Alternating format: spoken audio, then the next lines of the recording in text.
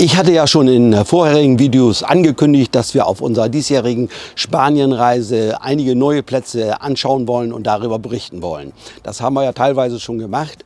Und jetzt bin ich auf einem weiteren, ja für uns neuen Platz, der auch unter deutscher Leitung ist. Und den möchte ich vorstellen.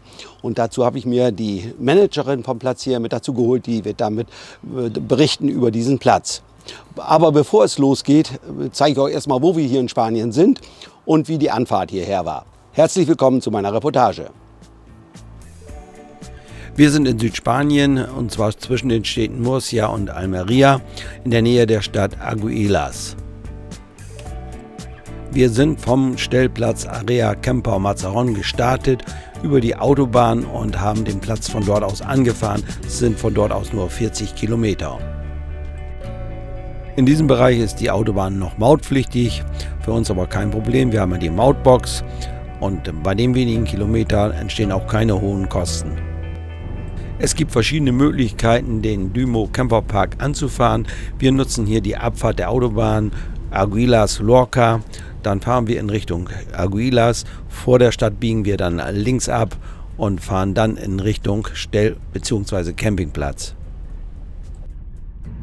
Wir fahren jetzt ein in diese kleine Urbanisation Los Llaneros. Es geht hier bergauf und wir sehen dann Ferienwohnungen, sind das hier in erster Linie. Da es auch in diesem Winter auf den Stell- und Campingplätzen in Südspanien überall sehr voll ist, haben wir hier vor einigen Tagen angefragt, ob sie noch einen freien Platz für uns haben. Das ist so und deshalb wissen wir genau, dass wir hier einen Platz bekommen. Jetzt auf der rechten Seite die Rezeption vom Campingplatz und rechts sehen wir einen großen geschotterten Platz. Wer also anreist, kann dort sich auch hinstellen und erstmal einmal parken und sich alles ansehen. Wir sind jetzt hier raufgefahren und wir sehen hier rechts zwei Parkplätze und dort stellen wir uns hin, um uns anzumelden. Es handelt sich um einen Campingplatz, also sind Wohnwagen hier auch herzlich willkommen. Der Campingplatz ist seit einigen Monaten unter neuer Leitung, und zwar unter deutscher Leitung. Aber dazu wird uns die Managerin vom Platz einiges noch sagen. Bei der Anmeldung braucht man seinen Pass oder Ausweis. Den bekommt man aber nach dem Einchecken sofort wieder. XL-Platz haben wir, 49. Wollen wir erst hingehen und gucken, wo der ist? Genau. Wir lassen unser Mobil an der Einfahrt stehen und gehen zu Fuß hin, um uns unseren Platz, den wir da zugewiesen bekommen haben, anzusehen. Das ist ein großer Platz, es handelt sich um einen XL-Platz. Kann nur schätzen, dass er vielleicht 20 Meter fast tief ist und ja, vielleicht auch 9 bis 10 Meter breit ist. Wir treffen zufällig einen der neuen Besitzer, der uns dann gleich über einige Dinge hier auf dem Platz informiert. Man sieht, die Zufahrt ist hier großzügig, auch für Fahrzeuge 10 Meter und länger, denke, haben hier kein Problem. Ich halte es aber für wichtig, dass man vorher schaut, wo man genau hin muss und ob Platz genug da ist und dass der Beifahrer oder die Beifahrerin aussteigt und genau schaut, ob alles passt. Man sieht, es gibt hier Bäume, aber nicht sehr viele und sie stehen so, dass sie nicht stören, wenn man auf die Parzelle fährt. Das kann manchmal sein, dass wenig Platz ist oder die Zufahrt zum Platz dann eng ist und das ist dann nicht so angenehm. Jetzt stelle ich der Managerin einige Fragen zum Dümo Camperpark. So, neben mir steht jetzt die Managerin hier vom Platz. Ich glaube, er heißt Dümo Camperpark. Genau. Ja, stell dich bitte erst einmal vor. Also mein Name ist Christiane. Ja. Ich lebe seit 13 Jahren in Águilas und bin vor 5 Monaten ungefähr zu Dümo gekommen und kümmere mich jetzt um den Platz. Es ist ein alter Campingplatz, der existiert seit 30 Jahren. Wir haben den im September übernommen, haben kräftig reformiert, die Plätze neu gestaltet und alles unter der Leitung von mir und Aldo und Michael. Genau, das sind die Inhaber hier vom Platz. Das sind die Inhaber, genau. Vom Platz. Warum Dümo? Warum der Name Dümo? Es gibt die großen Dümo Reisemobile, eine große Firma in Deutschland und mit mehreren Standorten. Ja.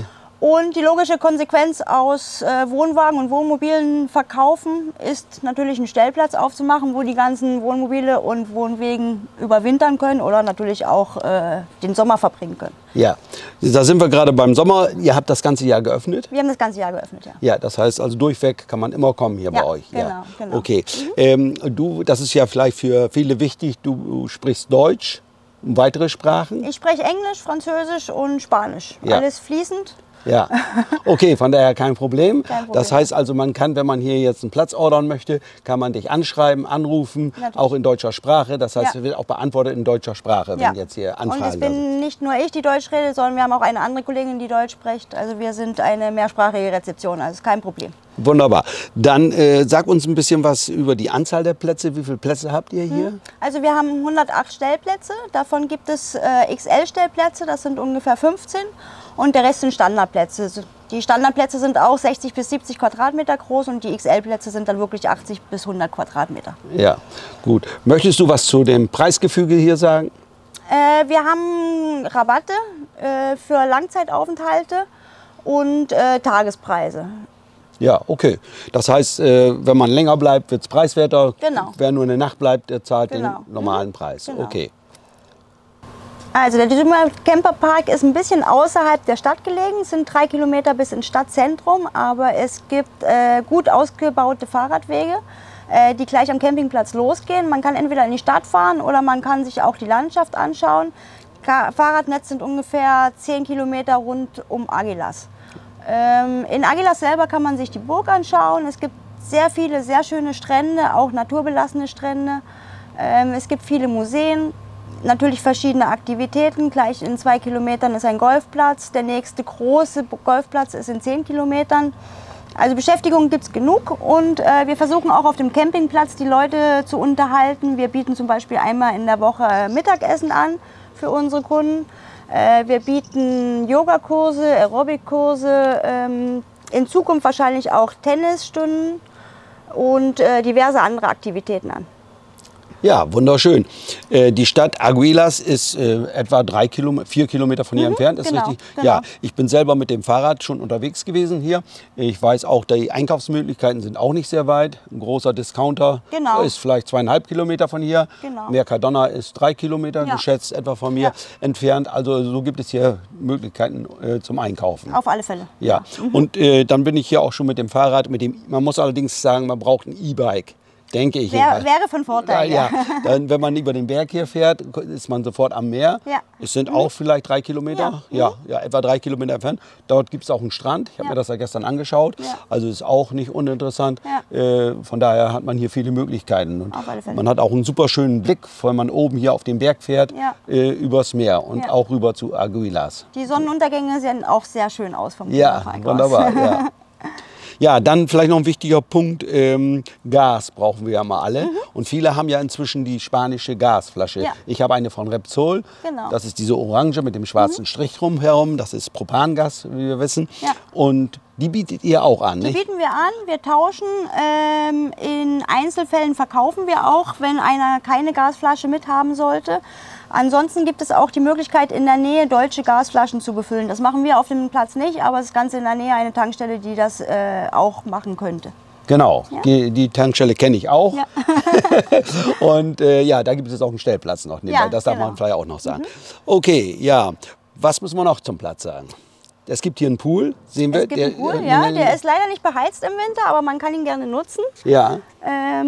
Im Sommer auf alle Fälle mindestens 25 Grad. Im Winter, denke ich, sind wir so bei 17 Grad. Es gibt noch einige, die auch baden gehen. Ja, habe ich gesehen. Ja, es waren Kinder jetzt hier im Genau, Bad. Ja, genau. Ja. Also ist ganzjährig benutzbar, aber man muss natürlich wetterfest sein, sag ich mal. Ja, darf nicht kälteempfindlich sein. Genau, ja. genau. Dann Ansonsten sehen wir im Hintergrund das Restaurant. Ja. Das ist gerade noch dabei aufzubauen. Ist im Aufbau. Wir haben im Moment die Bar, die hat jeden Nachmittag geöffnet. Wir bieten kleine Snacks an und wie gesagt sind im Aufbau. Also wir fangen an mit einmal in der Woche mit richtigem Mittagessen. Nächste Woche gibt es zum Beispiel Backfisch und Chili con Carne.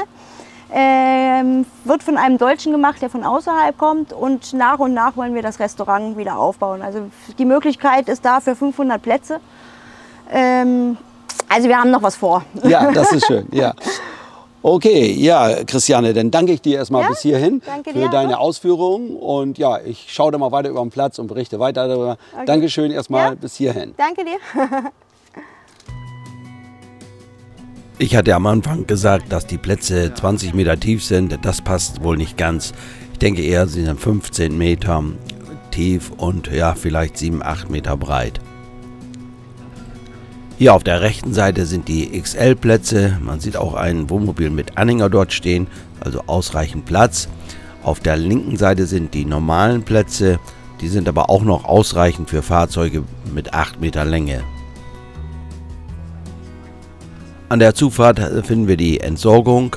Hier kann man entsorgen und versorgen. Frischwasser ist in der Platzgebühr enthalten, muss also nicht extra bezahlt werden. An der Einfahrt, wie gesehen, steht die Rezeption. Sie ist den ganzen Tag besetzt und am Morgen bekommt man hier sein frisches Baguette. Ah ja, genau, das haben wir gesehen. Ja, das haben wir gesehen. Da waren wir. Wenn man sich über die Umgebung informieren möchte, dazu gibt es in der Rezeption Informationsmaterial. Hallo. Es gibt 2 Sanitärgebäude auf dem Platz. Beide Gebäude haben Duschen, Toiletten, Waschmöglichkeiten. Duschen ist kostenpflichtig, kostet 1 Euro. Während unseres Aufenthalts war alles sauber und in Ordnung. Wäsche waschen ist auch möglich, Waschmaschine und Trockner sind vorhanden. Wer kein Fahrrad dabei hat, das ist auch kein Problem. Es stehen hier mehrere E-Bikes zur Vermietung zur Verfügung. Wir haben Anfang Januar, wir haben schönes Wetter, wie man sieht. Tagestemperaturen liegen zwischen 18 und 20 Grad. Es gibt auch Tage, da war es noch wärmer. In der Nacht haben wir Temperaturen von 10, 12 Grad. Da man hier ja gut mit dem Fahrrad fahren kann, nutzen wir die Gelegenheit und fahren mit dem Fahrrad zur Stadt Arguelas. Das sind ca. 3 bis 4 Kilometer.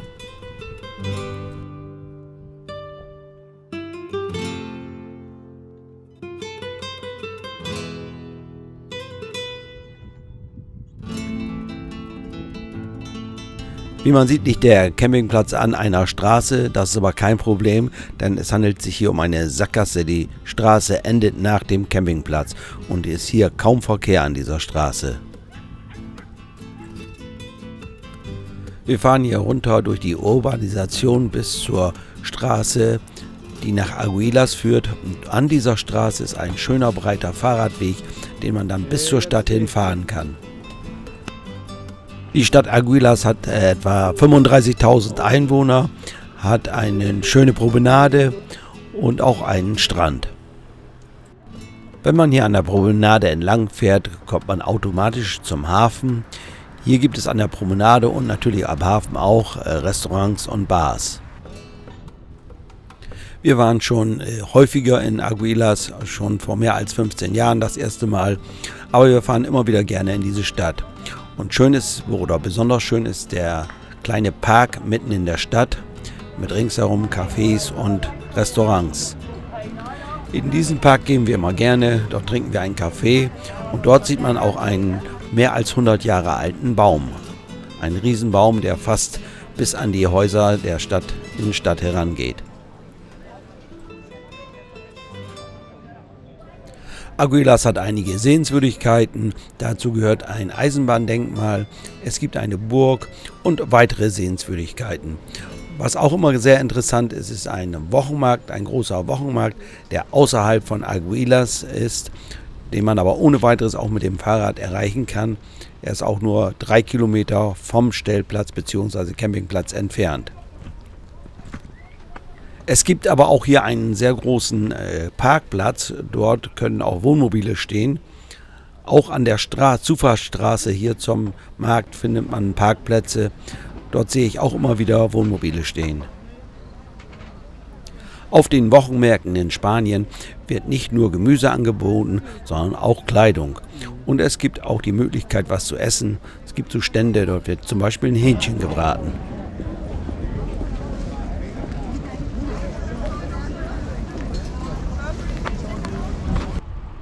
Es gibt noch Fahrradwege im Außenbereich von Arguilas.